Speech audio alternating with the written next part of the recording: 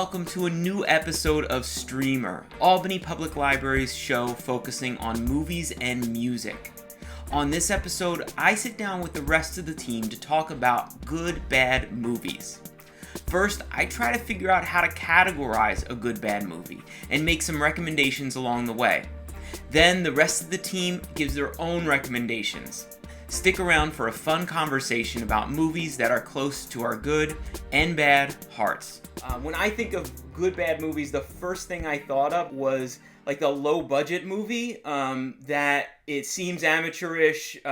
Film might be a little like scrappy, but can still be heartwarming and narratively gripping and emotionally rich. I think of a movie like Tangerine. It was shot on 3 iPhone 5s, I believe, through the streets of Hollywood, but it's a story about a transgender person navigating really complex relationships, and it's almost unfair to put it on this list because it's a really good bad movie, a great bad movie. The second category I thought of was more the art experiment movie. This is something that's maybe concept rich, but narratively bankrupt. We were talking about Rubber. It features a car tire named Robert who gains consciousness and uses his psychokinetic powers to blow stuff up, which sounds really exciting, but is actually really difficult to get through. I say it's high concept because it's kind of playing with and breaking filmmaking taboos. The third category I was thinking about, I'm lumping satire and campy movies into one category. Of course, camp, I'm thinking of John Waters films or Welcome to the Dollhouse and Todd Solondz, movies that play with decadence and kind of subvert our standards of beauty. And satire does something similar, I think, by playing with those same standards. I think of a movie like Rare Exports, which is juxtaposing your typical Christmas movie with horror genre tropes, and what comes out is a super fun adventure that's kind of making fun of both of those styles of movies. And then the final category, I didn't really know how to describe this, but I think the best way of just saying it is these movies are so bad that they're good. They're just heapings and heapings of bad ideas that somehow, like, their badness becomes endearing to us or something like that. For me, I thought first of the 1981 film Roar, whose cast is made up mostly of lions or tigers or other big cats. I know half of the crew, half of the 50 person crew was injured. So this is a movie that is so ridiculous and absurd and just a bad idea from the start, but it becomes a gripping adventure. You're rooting for the characters to just survive the movie itself. But I know all of you have movies that you brought to the table to recommend to our audience. Let's do a little clockwise swirl. And Lindsay, do you want to kick us off with your good, bad movie? So I am a total sucker for 80s cheesy teen movies. Can't Buy Me Love, of that kind of nature. And I'm going to go with Bill and Ted's Excellent Adventure. It is a movie that I actually remember seeing when I was a kid, probably when it first came out, and I love it so much. I still have it on DVD. I still pop it in from time to time, and yeah, it's a little bit of a guilty pleasure, but I feel like it still holds up. And you might cringe a little bit when you watch it because it's so cheesy and so over the top, probably even for 1989, I believe, when it first came out. But I love it, and I believe that they're making a sequel to it. So it's actually kind of cool. They're going to reinvent the. I guess there's 2 movies, so there'll be a third one. So it'll be a trilogy then. I feel like 80s movies should almost have their own category. Yeah. It was a specifically like rich time in film history where no one take themselves very seriously. Over the top, like SoCal, kind of like totally clueless. Like I almost think on like Encino Man too, which is like a little bit like early 90s, like Brendan Fraser, of that kind of just goofy, like clueless type mentality. I guess. I mean, obviously we knew it was silly back then, but it's even worse now. So, Anthony, do you want to bring us your recommendation? All right, so my recommendation is Flash Gordon, 1980. Pretty much this is this was supposed to be a big hit, but as we all know or don't know, it was a total flop. pretty much it's over the top. The whole idea is this football player, he accidentally gets kidnapped by some doctor, Zarkov, and with a reporter, and they fly off to planet Mongo because there's the Emperor Ming who is trying to destroy the Earth with a weather machine.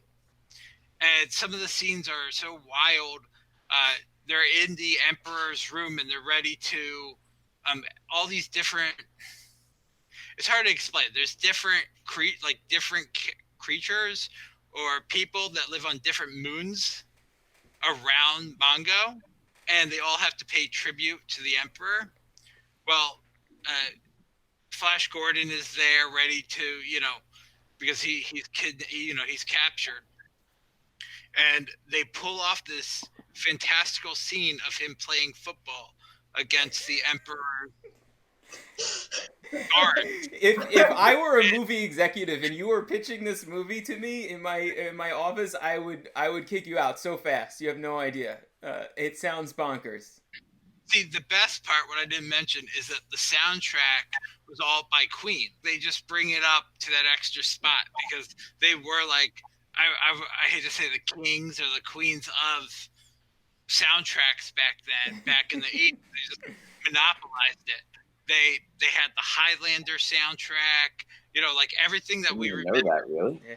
Oh yeah, even the TV show. There can only be one. Yeah. Wow. They did that soundtrack. So with the colors and the music and the over campy acting and the premise, it's one of those, this is really bad, but it's really good at the same time. That's very enjoyable. Okay, Dan, what do you got for us?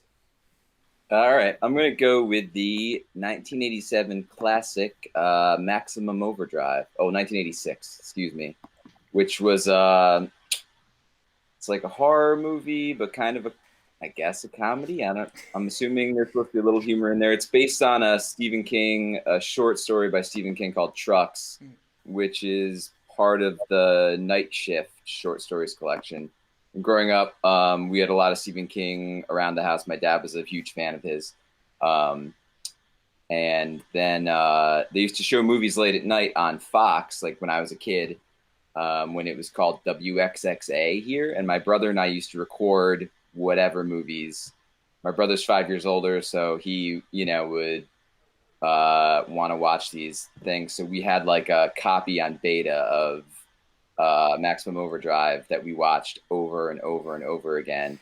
And the weird thing, they wouldn't censor any of these movies, even though they were on regular TV. So all the swear words were in there. So for two little kids to be able to watch a movie and have all the swears that you got up, It's beautiful. It's pretty fun. Anyway, so the plot is the Earth goes through the tail of a comet, and all the machines, mostly vehicles, come to life on their own and start attacking humans.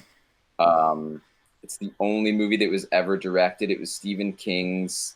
It was the only movie he directed, and it didn't do well in the theaters. And I think he never directed. He wasn't happy with how it came out, and he never directed another movie. But the soundtrack is composed completely of AC/DC songs, which is amazing. Yes.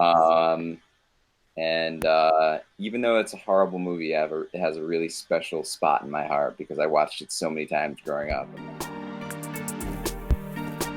Well, yeah, and I'm actually my brain is really going now. So the original, the Buffy the Vampire Slayer movie with Christy Swanson and Paul Rubens, which probably came out in around 1992, is absolutely fantastic. And I used to watch that movie as a little kid, wondering if I could be that cool of a teenager when I grew up.